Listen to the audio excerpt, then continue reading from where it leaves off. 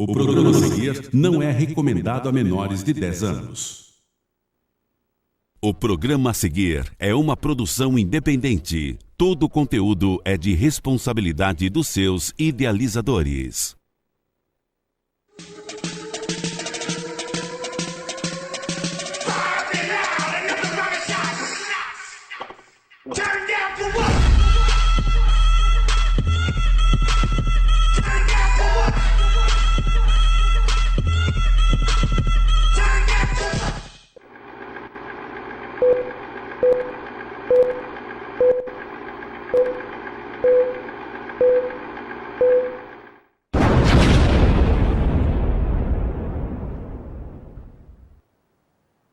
Boa tarde, amigos. Quem fala aqui novamente é Edson Salomão. É um prazer encontrá-los novamente aqui através da TV Osasco, através da página do Alexandre Frota, do Direita São Paulo e dos 11 municípios aqui ao redor de Osasco, né, além da NET Canal 3.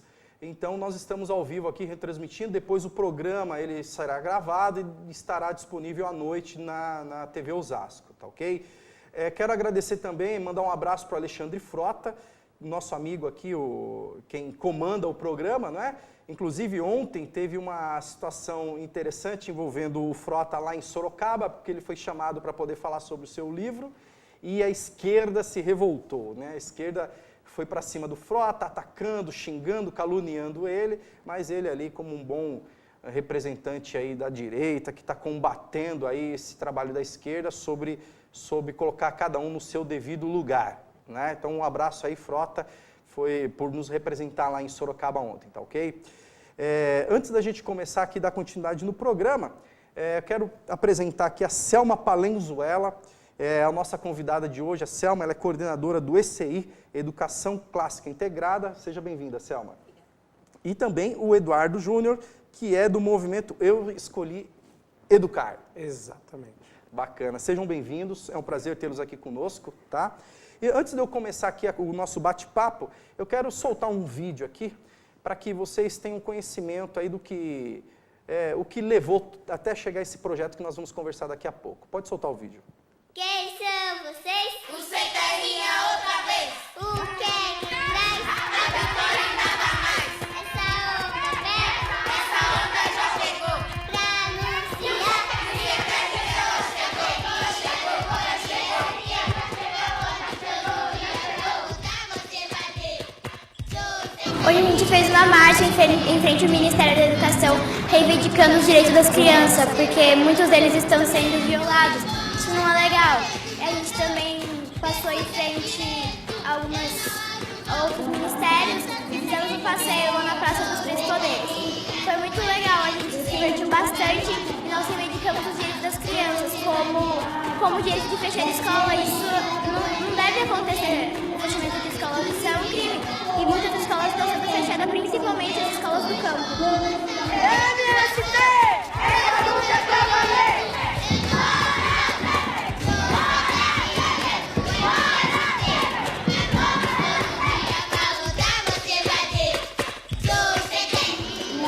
Eu queria dizer que eu acho que vocês vão gostar se vocês pensarem como eu. O movimento é muito bom, a gente assim não quer fazer bagunça, a gente só quer reivindicar os direitos que não estão sendo cumpridos. Muitos deles não estão. E se você é uma criança que não conhece, eu acho que seria legal você conhecer e vir nesse encontro.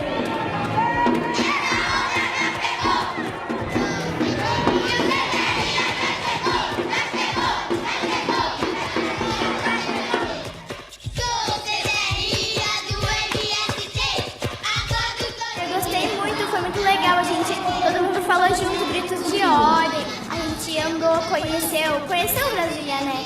E foi muito legal porque a causa da gente ter ido é uma causa importante para muitas crianças. E eu gostei bastante, me sinto muito feliz. Todo dia vai lutar, você vai ver.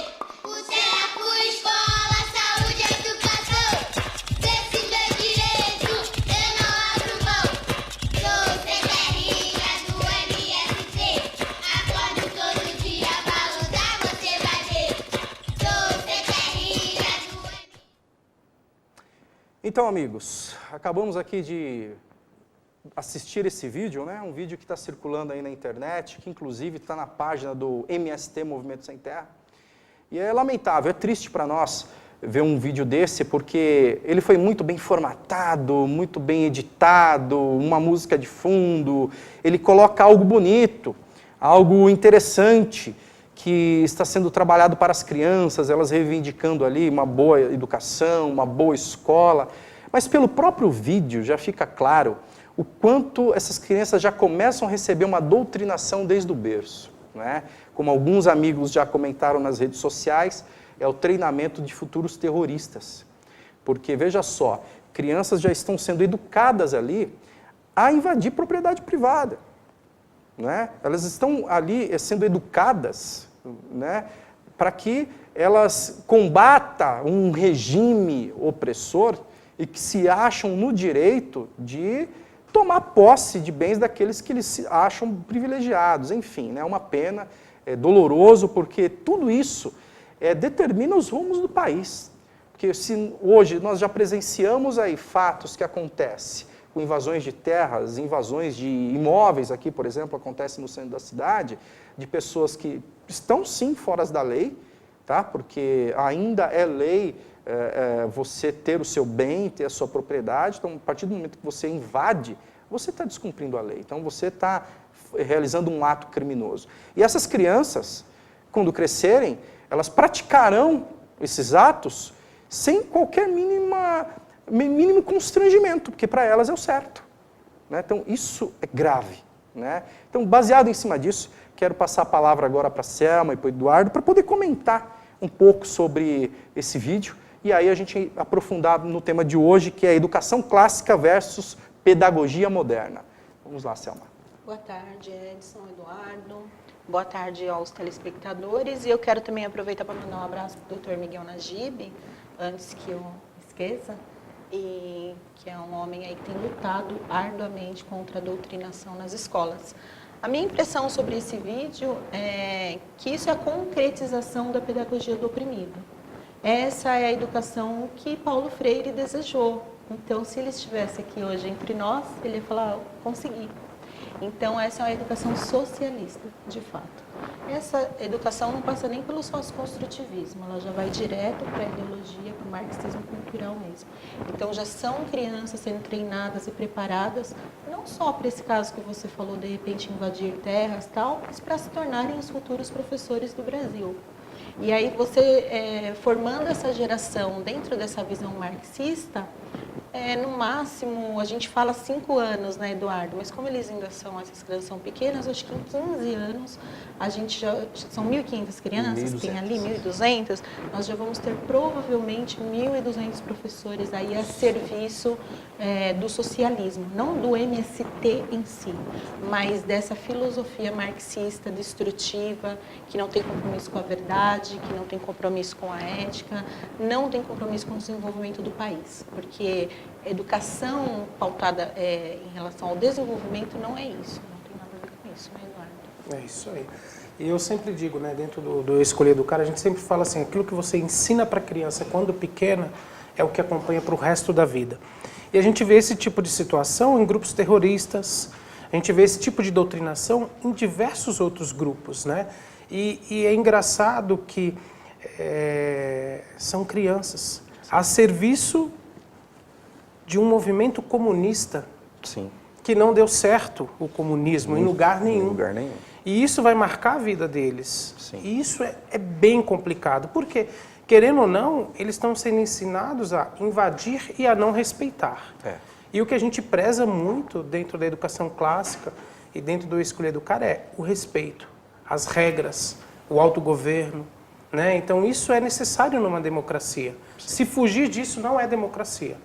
Né? Então, o que a gente fica assustado é essa doutrinação, que me parece até mesmo um grupo extremista, e levar crianças a algo que elas nem entendem a complexidade. Não tem nem elas noção. não têm noção da tem noção complexidade e estão sendo doutrinadas. E, aliás, eu quero trazer um gancho aqui, isso também é concretização do projeto da Dilma, da nossa presidenta Dilma. Presidente. Ela pode se considerar uma mulher de sucesso, porque esse era o ideal da pátria educadora. Sim. Né? É uma criança que pertence ao Estado, que vive às custas do Estado, quando se tornarem professores vão estar a serviço do Estado. Então aí você não vê ali os pais em torno dessas crianças, você não vê a família presente, você não vê nenhuma outra esfera da sociedade ali presente, na igreja, enfim, tudo aquilo que rege uma sociedade, né? Porque para ter um equilíbrio, a gente tem que estar debaixo de autogoverno, então a gente não vê isso nesse movimento. Sim. Então a gente vê ali somente a presença desse Estado gigante, paternalista, e ele está cuidando dessas crianças, Sim, sim. com os nossos impostos. Até fazendo um gancho só, assim, mas a Selma abordou algo fantástico, não se ver os pais. Cadê os pais dessas crianças? Não tem pais? Não, são do Elas Estado. são do movimento? Cada vez mais do Estado, né? E isso é só um exemplo. Se você analisar, isso que aconteceu essa semana passada agora, com essas 1.200 crianças, não é algo novo, tá? Não é algo que foi planejado agora. Pelo contrário, isso aí não representa 1% do que vem sendo feito nos últimos 40 anos. Essa é a verdade. Bastidores. Nos bastidores, porque essas crianças é só o reflexo daquilo que já vem acontecendo já há mais de 40 anos, com a entrada do marxismo cultural, né, no Brasil, com o patrono Paulo Freire, que acabou com a educação brasileira. Então, já há décadas, isso já vem sido plantado, já vem sido trabalhado, tanto nas universidades, no ensino médio, ensino fundamental, e até mesmo lá desde a mais tenra idade, né? Então, hoje, com muitos profissionais já doutrinados, que você encontra hoje na área da pedagogia, que são professores, jornalistas, em várias frentes hoje de trabalho você encontra pessoas que já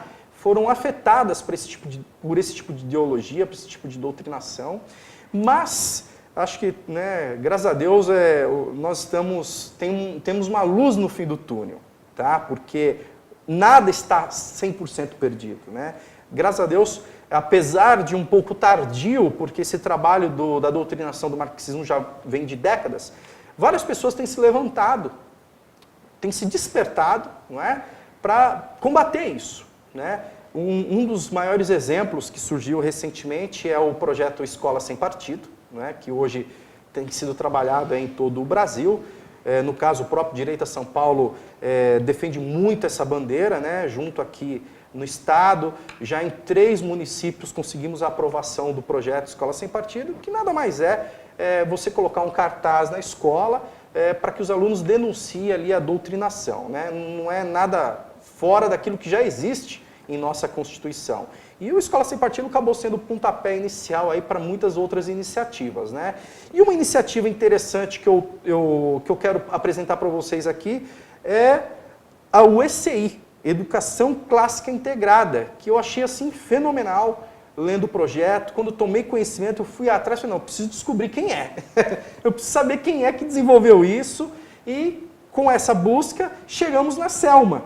E Selma é uma dessas pessoas que soube, né, comuns, que entendeu a gravidade que a nossa educação sofre e dessa doutrinação, falou, não, eu tenho que fazer algo, eu tenho que me mexer.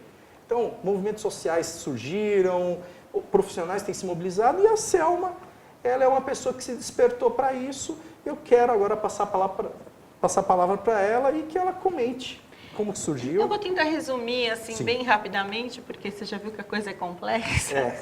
Mas em 2010 para 2011, poucas pessoas estavam prestando atenção nisso. Eu já era seguidora do Bolsonaro.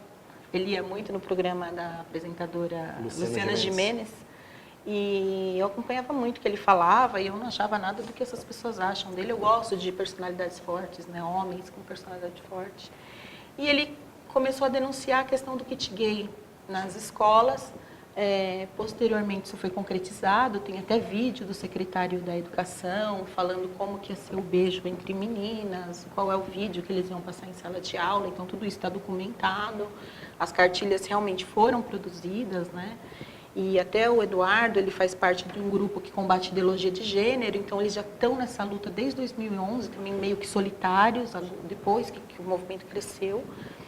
E aí eu falei, eu vou ser ativista de computador. Facebook. Né? Aí eu contribuía para algumas páginas, né, como editora. E eu falei, gente, não é por aí. Eu sou da área de recursos humanos, eu trabalhava no mundo corporativo, eu também já tive restaurante, tenho uma série de coisas aí na minha vida. Não era dessa área de educação. E aí eu falei para o meu marido, você me dá licença que eu vou mudar de área, eu quero ir para a educação, porque eu comecei a ver o pessoal falar muito que o problema na educação. Aí eu comecei também a acompanhar o Dr. Miguel Najib, logo no começo, falar da doutrinação nas universidades. No começo falava muito da universidade, né? Depois foi vendo que era nos níveis mais baixos, do ensino básico. E eu falei, não, o que é esse Paulo Freire? Nossa, o que esse cara fez para estar desse jeito? Mas realmente está muito ruim. Os índices, né, de educação do PISA, do INDEB, do ANA, estão tudo lá embaixo. Mas o que está acontecendo? Né? Eu cheguei a participar de uma escola pública muito boa. Realmente a coisa estava bagunçada. E aí eu resolvi fazer uma pós-graduação na área de educação. Nessa pós-graduação, começaram a me doutrinar. Dentro dos conteúdos. Então, um dos conteúdos da pós-graduação é baseado nos 4 pilares da educação da Unesco, né, que é do Jacques Delors, né, que é uma educação, um tesouro a descobrir, que é aquele aprender a aprender, que a esquerda fala muito, que é para formar um cidadão para o mundo. E dentro dessa educação não tem nenhuma metodologia, um método de alfabetização, não tem, eles combatem tudo que é método, eles combatem a abordagem tradicional. E aí eu despertei a curiosidade, que eu sou curiosa desde criança, e aí Paulo Freire falava que a educação tradicional era uma educação bancária, que é aquela educação ruim. Eu falei, mas o que é a educação bancária? E fui atrás, comecei a pesquisar, cheguei na educação clássica, que começa lá com Platão, Aristóteles, e atravessa a humanidade, e é uma educação de altíssima qualidade, que permeou até a década de 70 e 80 no Brasil, né? Que é baseada nas 7 artes liberais e na história, que é a paideia, na história natural. Certo. Então foi a partir daí. Aí eu pesquisando na faculdade, aí eu tinha um professor que faleceu no ano passado, em dezembro, o Dr. Nelson Moratti. Ele me deu liberdade de pluralidade de ideias. Eu falei para ele que eu queria fazer um trabalho, mas eu queria combater a teoria sociocultural. Se eu poderia escrever um trabalho sobre isso. E aí, no meu trabalho, eu atribuí a violência contra os professores na escola à teoria sociocultural. E eu tirei nota 10. E aí aquilo me incentivou, me deu um fôlego. Só que depois, em seguida, a minha professora atual, foi aluna de Paulo Freire. E hoje já é o contrário. Todos os meus trabalhos eu tenho que louvar um pouco Paulo Freire para tirar uma boa nota. Então a coisa inverteu. Meu professor que me orientava faleceu e aconteceu isso. Mas enfim, a partir daí eu comecei a viver educação, de noite, de madrugada e etc. E aí eu fui juntando esse meu grupo de amigos, uns de infância, outros que foram se aproximando. Aos poucos, pessoal da ideologia de gênero, psicólogos, matemáticos, engenheiros, todo mundo saindo das suas áreas de atuação e indo para a educação. Está todo mundo deixando a carreira e indo para a educação, porque a gente tem que fazer alguma coisa. E aí, todo mundo escrevendo projeto. Então, a gente tem projeto para formação de cidadão íntegro, a gente tem projetos matemáticos, projetos de tecnologia. Então, eu falei, então por que não fazer isso? Educação clássica integrada, trazer o que há de melhor da tecnologia e o de melhor da escola tradicional. E o que a gente combate hoje? É pedagogia moderna. Pedagogia moderna, bacana. E o ECI, que é Educação Clássica Integrada, vocês fizeram questão de criar as bases. Sim. Não é? E pelo que eu entendendo, o material que você encaminhou para nós, tem 4 pilares aqui, 4 valores, né? Que é a tradição, disciplina, ciência e tecnologia. Sim. Eu gostaria que você passasse para o nosso público aí o porquê desses fundamentos, né? Que vai contra, quer dizer, o outro método já não tinha fundamentos nenhum, né? Esse você já fez questão de elaborar muito bem específico. Eu queria que você tratasse cada um desses pontos. Então, no Brasil, a gente tem um povo já por natureza criativo e empreendedor. Certo. E hoje o pensamento da sociedade vem mudando, né? Todo mundo foi doutrinado as últimas 3 gerações, como você falou, nos últimos 40 anos. Mas hoje a gente vem num movimento aí com Bolsonaro, Paulo Guedes, e nós queremos uma economia aberta, nós queremos o liberalismo econômico. Certo. Então, de que modo a gente vai trabalhar com isso na escola? Então, a filosofia da nossa abordagem pedagógica, porque isso é uma abordagem, ela é pautada no objetivismo da Ayn Rand.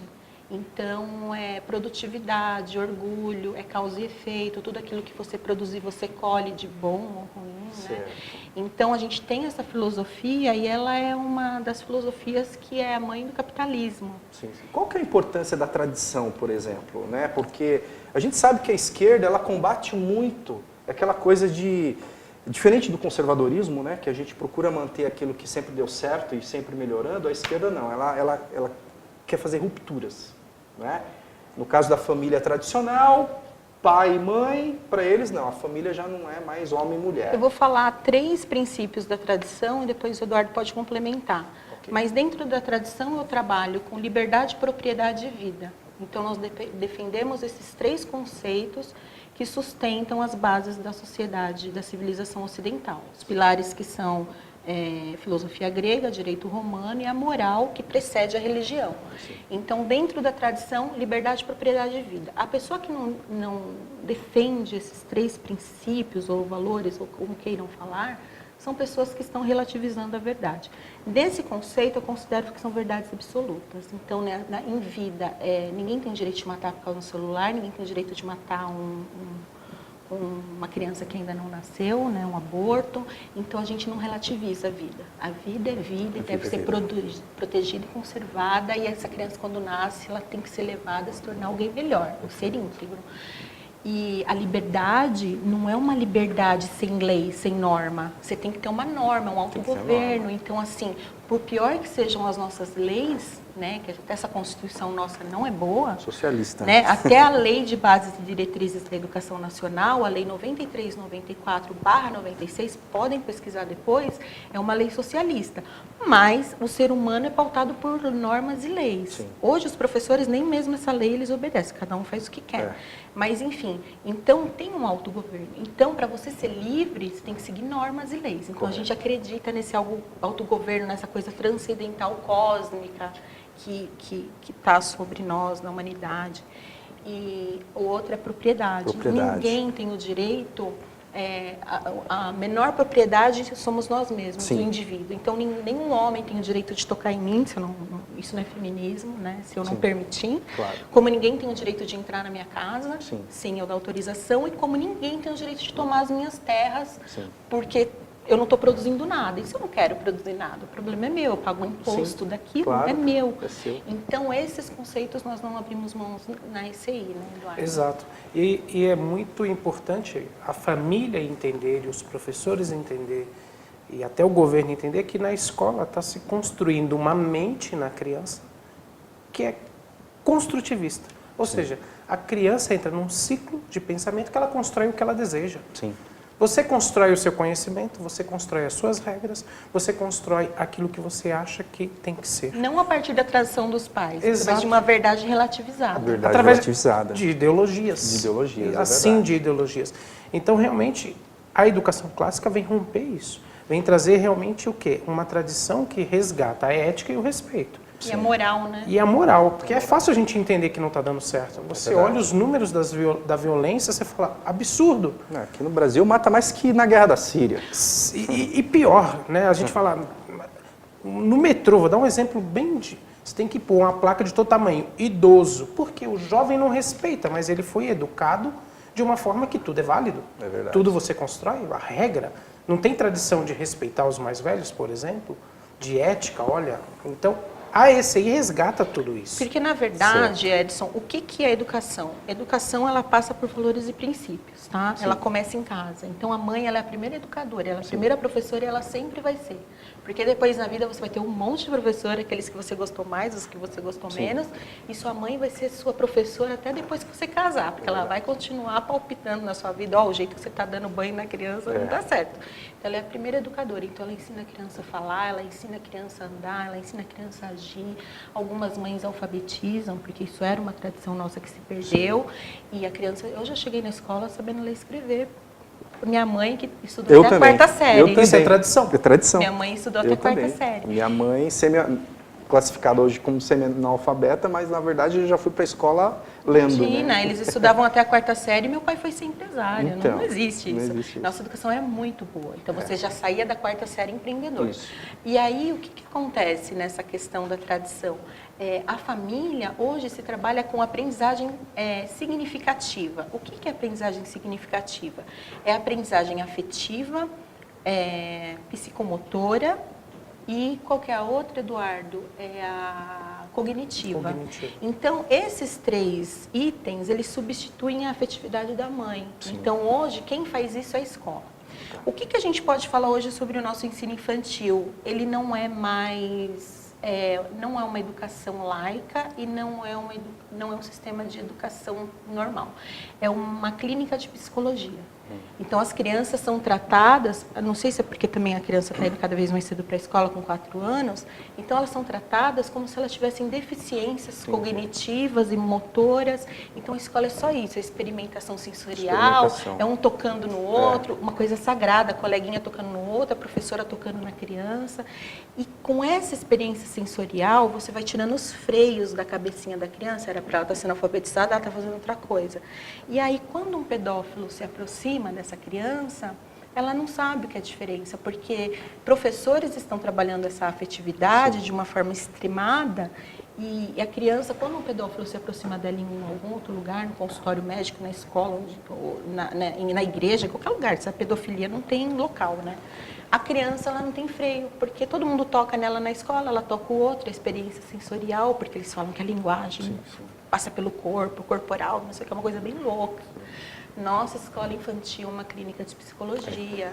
E até mesmo, só para completar, os professores são vítimas disso. Porque os professores queriam dar conteúdo, queriam ensinar realmente o que é necessário, quando estão ensinando aquilo que não é conteúdo didático. E nesse caso aí, até pegando, a gente tratando sobre a importância da tradição, né, no ECI, isso é muito importante porque ele acaba, acho que começa aí, né, já barra qualquer interferência que possa vir através de ações como essa. Aí entra a questão da disciplina, que eu acho que aí, tocando até no ponto dos professores, né? É o resgate da autoridade dos pais e dos professores. Certo. Existe uma hierarquia na autoridade. Tá. A primeira autoridade da vida de uma criança são os pais. Sim. A mãe participa mais dia a dia, o pai, aquele que traz o alimento, aquele que traz o conforto. Eu não estou sendo aqui machista, mas é a realidade da sociedade brasileira. Ainda vai demorar um pouco para a mulher se tornar a mantenedora do lar. A realidade da sociedade em geral é essa.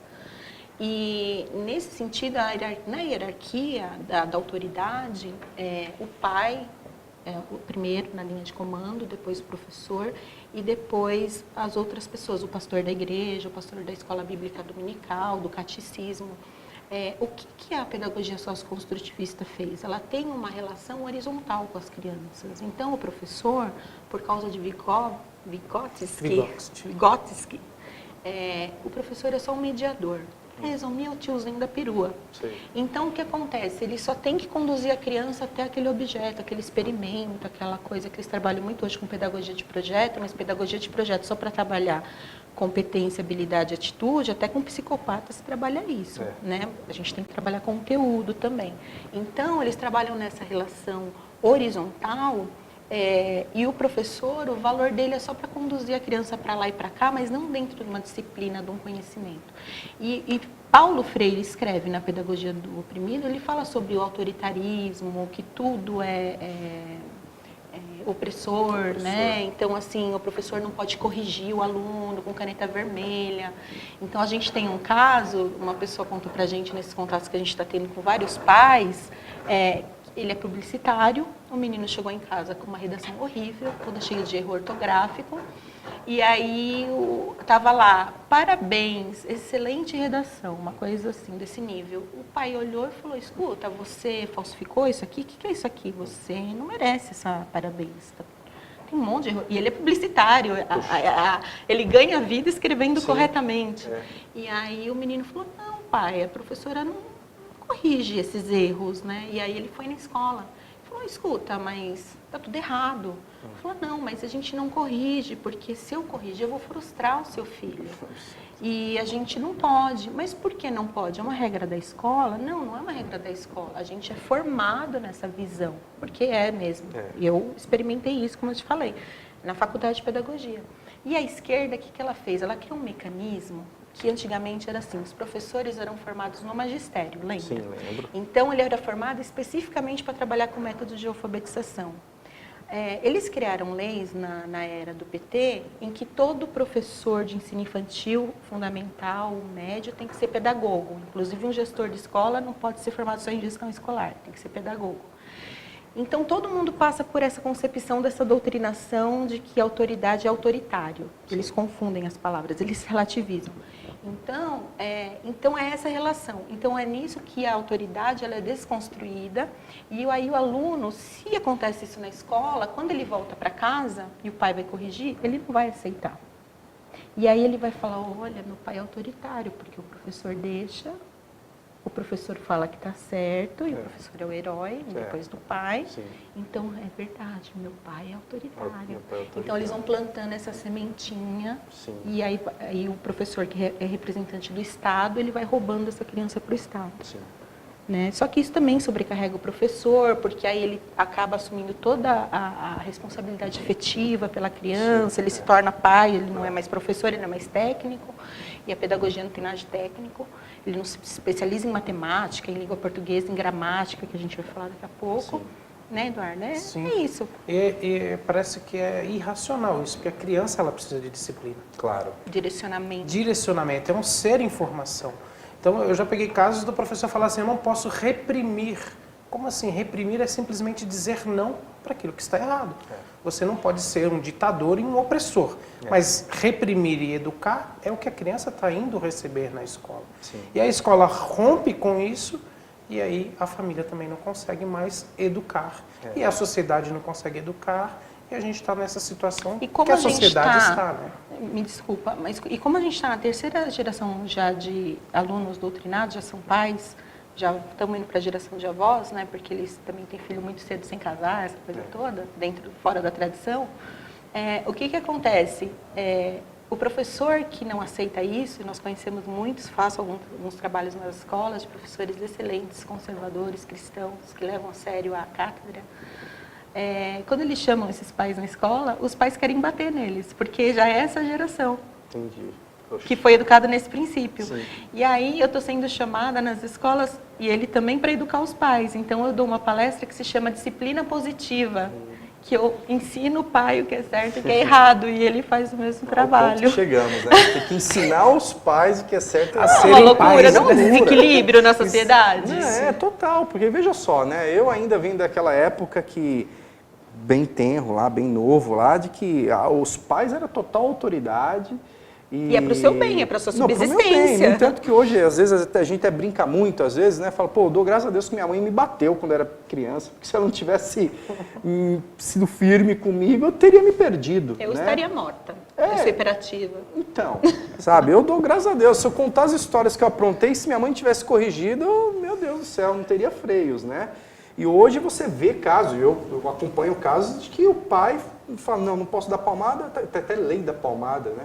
E aí tem os que querem corrigir e não podem, tem os que não aceitam ser corrigidos. Os que não aceitam ser corrigidos, entendeu? E aí, quer dizer, cria um cidadão sem limites, né? Então a disciplina é muito importante, né? Sim, Então, é a base. Né? É a base de tudo, bacana, então. A disciplina é a base de tudo. E na questão da ciência, qual a importância? Porque a gente fala assim, a ciência... Mas a gente vê o que é ciência, né? O que é ciência, né? E até que ponto, né? Porque a gente vê aqui no Brasil também, né? Esse nível de ciência, tantos profissionais que eu vejo que não são valorizados, né? Entra nesse nesse contexto? Sim, eu vou dar no ponto de vista educacional e o Eduardo vai partir para o biológico, que é a área dele, ele mata pau. O que é ciência, né? Começar por aí. Então, ciência é tudo aquilo que você estuda e procura uma verdade através de hipóteses e métodos científicos. Então, por exemplo, uma cadeira, já foi provado que uma cadeira, ninguém vai falar que essa cadeira não é uma cadeira. Só ideologia de gênero. Isso, só se for uma cadeira da ideologia de gênero. gênero. E tem lá a água tem uma fórmula. Então, na interdisciplinaridade, você trabalha a água em relação a vários aspectos. Então, a água é o H2O, tô certa, professor? Na química, na tabela periódica, então tem a questão da água, se ela pode ser essa água pode ser reciclada para que ela se torne potável. Então, tem uma série de coisas que você estuda a respeito da água. Isso é mais ou menos ciência. Em termos da linguagem, do aprendizado da escrita, a escrita é uma tecnologia. Ela foi desenvolvida pelo homem, para fazer negócios, inclusive, né, lá os fenícios, né? Sim. Então foi para livre mercado, né? Não surgiu com eles, tem muita controvérsia aí, né? Tem os hebreus antes e tal, mas assim tem as tábuas lá, né? Deus que escreve as tábuas para o homem aprender a sobreviver. Sim. No meio do Código de Hammurabi também. Tem um monte de coisas que surgem através da escrita. Porque a escrita é uma tecnologia, ela tem que ser aprendida, certo? O que acontece hoje no construtivismo? Ela não é mais ensinada da forma tradicional. Então, não tem um método fônico, um método silábico específico. Os professores estão que nem seguem tiroteio. Então, outro dia, né, Eduardo, eu me deparei com um monte de professor. Eu resgatei um método de alfabetização chamado método Abelhinha, que ele foi desenvolvido por 3 professoras na década de 60 e 70 para combater Emília Ferreiro, do letramento, e Montessori. E aí elas fizeram um experimento, isso é ciência, tudo isso é ciência que eu estou te falando. Elas fizeram uma experiência com 200 crianças no Rio de Janeiro. Então, para uma parte das crianças, elas alfabetizaram por esse método misto, que é um método que tem mais de 2000 anos. As outras crianças, elas deram o placebo, o construtivismo. Sim. Ao final disso, elas notaram que 90% das crianças conseguiram ser alfabetizadas. E aí isso se espalhou no Brasil, que são as cartilhas. Sim. Então tinha o método Abelhinha, tinha o caminho suave. Aqui o caminho suave era silábico, o Abelhinha era misto, que é melhor porque aí é o método fônico se realmente entende o significado do som. Por exemplo, B com A não é Bá, é BA. BA. Né? No método fônico, mas no método silábico, B com A é Bá. Ensinando no fônico ou no silábico, a criança ela vai aprender alguma coisa, né? Mesmo porque a questão da fonética você já aprende desde que você nasce, quando você começa a falar, que a mãe ensina e tal. Isso é uma tecnologia. Então, porque a escrita foi inventada, ela precisa ser aprendida. E o que a criança está tendo de tecnologia hoje na escola, a partir do momento que ela é matriculada na escola com 6 anos de idade? Nada. E aí, onde a gente entra na questão da lógica, que o Bolsonaro fala tanto, que a gente precisa trabalhar com lógica, desenvolver ciências e tecnologia para o país desenvolver. Você não trabalha lógica se não for a partir da gramática, isso é escola clássica. Por quê? Porque todo raciocínio lógico você forma a partir da análise sintática, morfológica ou semântica. É assim que você desenvolve. Você aprende a tecnologia que está por trás da escrita e aí você desenvolve a lógica, que é aquilo que você busca a verdade através do raciocínio daquilo que você está entendendo e aprendendo daquela palavra, daquela frase. E aí você se torna um especialista da oratória, porque você já sabe a técnica de escrever corretamente, você já consegue pensar corretamente, produzir um texto. E aí você consegue falar corretamente, pode se tornar um grande advogado, um grande político, um grande engenheiro, um grande médico, escrever um livro, desenvolver um aplicativo, Sim. porque tudo passa por essa tecnologia. Então, quando a gente fala de ciências e tecnologia, para que nosso país se torne um país bem desenvolvido e empreendedor, a gente tem que começar lá embaixo, pelo ensino correto da gramática. Então, da linguagem escrita, falada, logos, né? Sim. Falado e pensado, então a escrita ela é a continuidade do seu pensamento, né? Só que é pautado na verdade. Essa é a diferença da educação clássica. Sim. E tudo que você estuda na educação clássica, você tem que ter sido testado. Quem foi o autor que falou? Quem foi que escreveu sobre isso? Então a gente trabalha com pesquisa bibliográfica e pesquisa científica. Então, na nossa visão, as crianças vão ter a pluralidade de ideias, a vasta bibliografia para pesquisar. Então, se alguém falar para a criança que água não é água, para essa criança educada na ECI, ela vai falar, não, peraí, mas lá no livro tal, e hoje a gente tem uma ferramenta que a gente vai ensinar as crianças a trabalharem pela internet, né? Não vai precisar ficar gastando muito com o livro, mas o autor tal, não é falar eu vi no site tal, não, mas o autor tal, na década tal, fez um experimento e falou que não, que é isso. Então, esse tipo de aluno combate o professor doutrinador. Então, isso é ciência e tecnologia para depois, a partir dos próximos anos, a partir do 2º ao 9º ano, aí nós introduzimos tecnologia digital de informação e comunicação, que são os recursos tecnológicos. Certo. E aí você pode entrar com óculos 3D para as crianças resgatarem a história, a verdadeira história, o passado, a ciência, os grandes inventores, Leonardo da Vinci, uma série de coisas. Aí você entra com computação, com computador. Então não caminha sozinho. Você tem que ter o método, a teoria, o instrumento de avaliação também, isso faz parte dessa ciência e tecnologia. Quem que vai avaliar esse conhecimento, esse nível de conhecimento? Como que é feito hoje na escola? A prova somativa, o aluno faz a prova bimestral e aí, se tirar nota ruim ou boa, não tem mais jeito, já acabou. O PISA só avalia quando o menino já acabou o ensino fundamental. Então, nessa nossa metodologia, o aluno é avaliado pela avaliação formativa. E o professor acompanha o desenvolvimento desse aprendizado, desse conhecimento, e aí ele dá feedbacks, ele avalia por rúbricas, tem que ter objetivos. O aluno alcançou o X conhecimento dentro dessa disciplina, né? Então ali é medido. Então você consegue medir todos os alunos pelas rúbricas. Então é dessa forma, né, que a gente trabalha. E é incrível hoje que a gente vê que a ciência social ou socialista permeou tudo. Sim. E a gente tem alunos que terminam o ensino analfabetos funcionais. Sim. Então a gente combate justamente isso. A ciência é ciência. E tem a vertente biológica, as vertentes corretas. Inclusive no aprendizado. A gente usa ciência... Tudo começa pela escrita, né?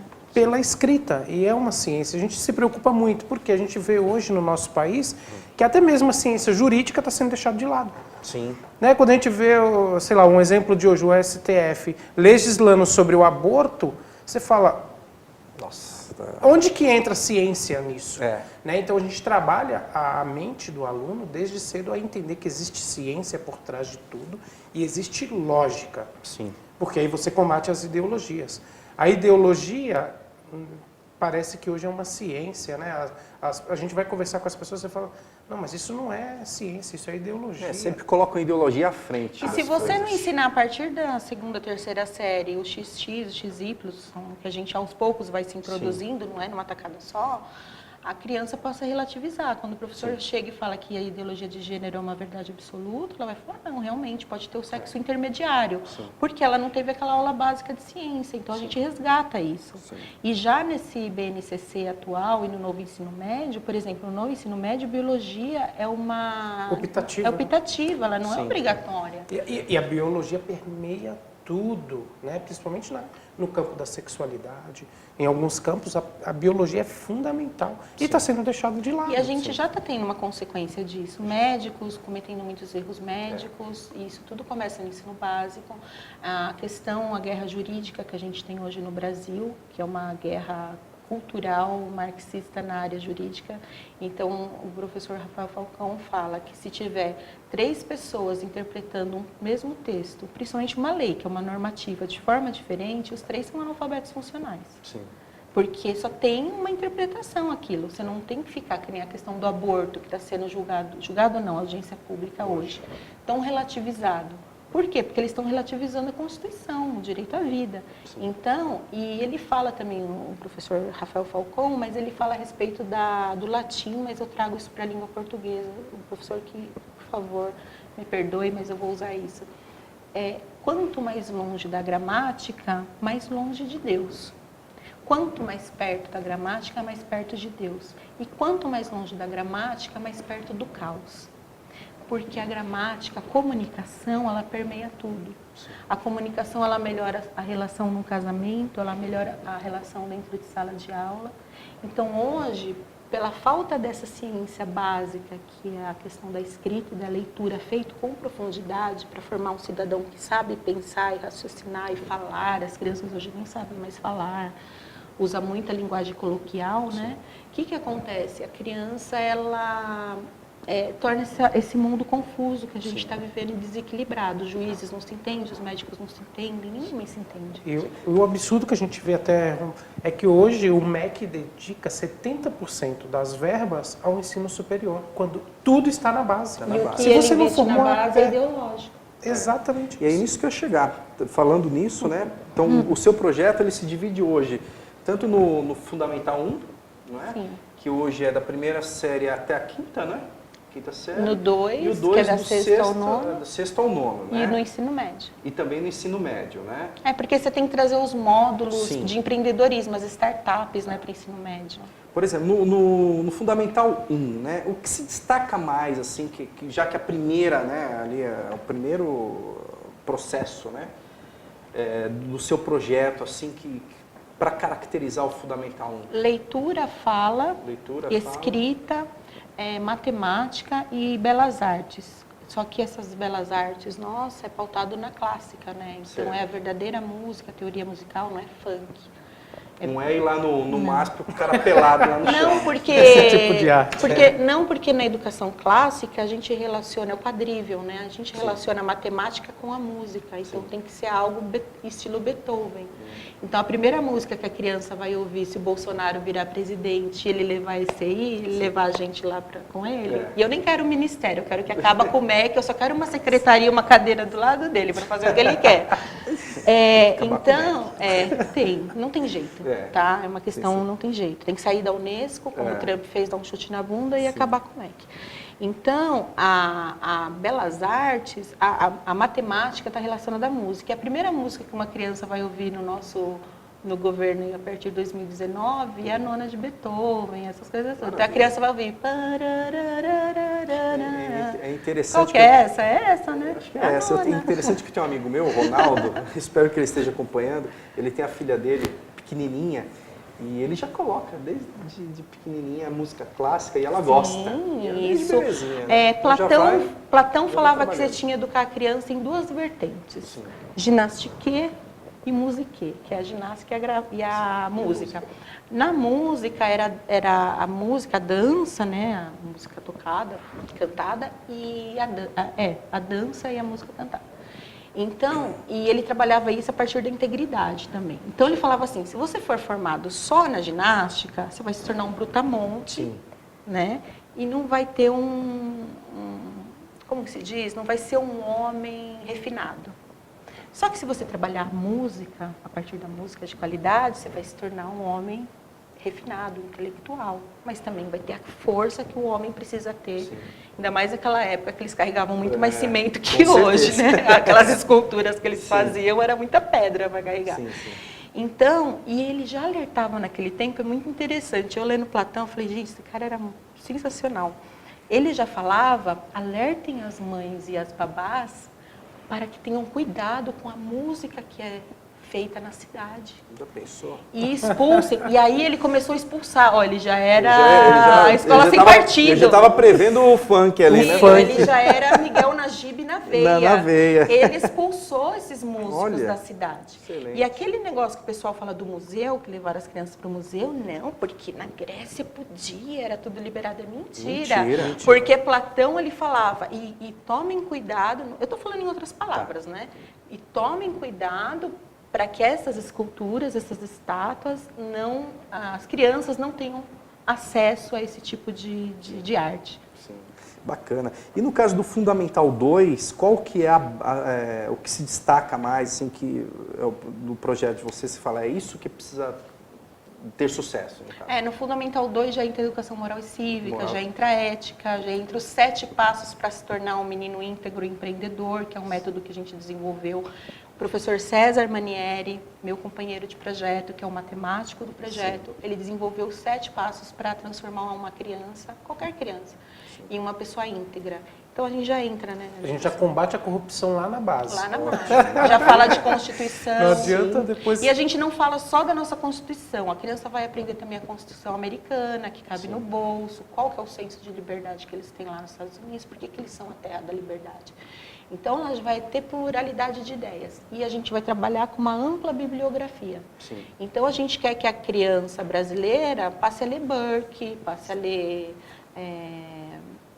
Qual que são os outros aí, gente? Me ajuda? Os filósofos aí da atualidade contemporânea. Roger Scruton. A gente quer que eles leiam Crônica de Nárnia, Senhores dos Anéis. E aí já entram as feiras científicas, as feiras literárias. Sim.